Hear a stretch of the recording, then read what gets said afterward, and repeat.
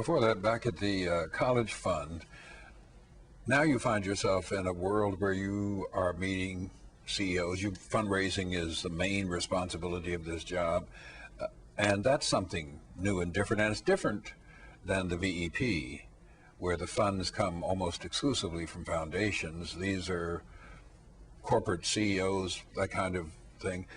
How do you make this transition from going to New York to the Ford Foundation, for example, and then going to see someone like one of the Rockefellers? Well, in both instances, you're marketing. And in both instances, I had a good product.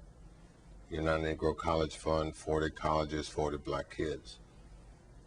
And at the Urban League, I was marketing services, history, advocacy, in 118 cities, local urban leagues, a research arm in Washington, a Washington office that spent a good bit of time working with legislators on the Hill.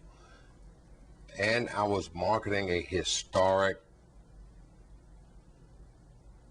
civil rights organization founded in 1910 that had a successful record of helping blacks make the adjustment from rural life to urban life. I had the legitimacy of succeeding this great man, Whitney Young, which helped me. And so going to raise money and to get support for the Urban League was a continuation of what I've been doing at the College Fund. The College Fund was easy to sell because education is like apple pie in America. The Urban League was a little bit harder because it was advocacy, and I took positions in public forums. I disagreed with presidents. I disagreed with legislators. But I believe that honesty and integrity in that process were absolutely necessary.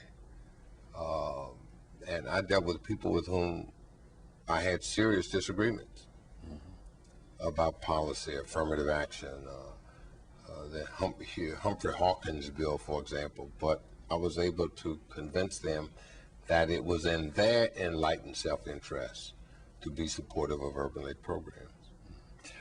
And to what degree are previous lessons learned, NAACP, VEP, applicable at the College Fund and the Urban League?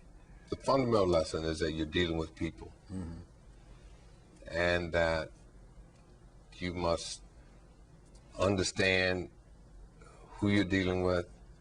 You must have something to say, and you have to believe in it.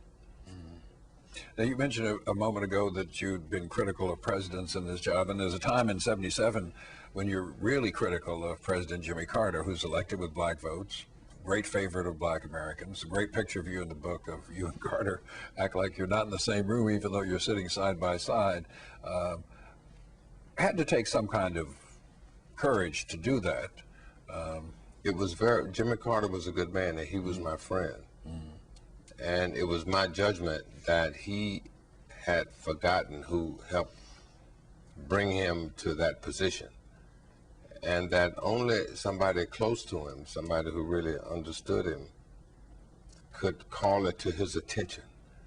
And he did not understand, I don't think, that it was not enough for me to tell him in the Oval Office that the Urban League is, as the presidency is, a bully pulpit, and that he was coming the next day, and he had to really understand the sense of rage and anger, as well as hopes and aspirations of black people.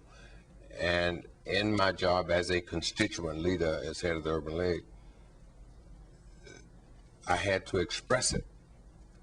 It had nothing to do with our friendship, and it didn't mean that our friendship would come to an end, and it did not. It did mean that I had to put on my advocacy hat as head of the Urban League and say what I believed.